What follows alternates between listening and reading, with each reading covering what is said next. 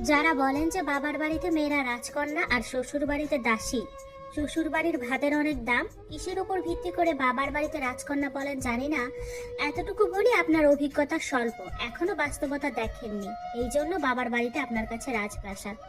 অল্প বয়সে বিয়ে না হয়ে 30 বছর পর্যন্ত অবিবাহিত হয়ে ঘরে থাকেন, দেখেন ভাতের নলা গলা দিয়ে নামে কিনা।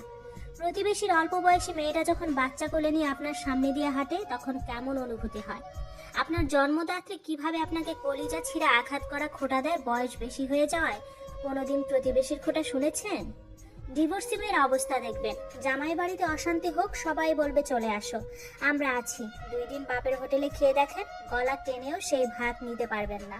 আপনি যে আদরের কন্যা, দেখেন আপনার কিং বাবা আর কুইন মা উঠতে বসতে কিভাবে খোঁটা দেয়। আর যদি ভাইয়ের হোটেলে খান, ওইটা ভাত মনে হবে না, ইস মনে হবে। আর আপনি যদি কালো হন, আর কি বলবো, জন্মের পর থেকেই শুনবেন আপনার কোনো গুণ এই সমাজ দেখবে না। তাই আপনি যতই বলেন না কেন বাবার রাজকন্যা আপনি, আসলে কি তা এখনো জানেন না। সবকিছুর একটা নির্দিষ্ট সময় পর্যন্ত মূল্য থাকে, হোক সেটা মানুষ কিংবা পণ্য।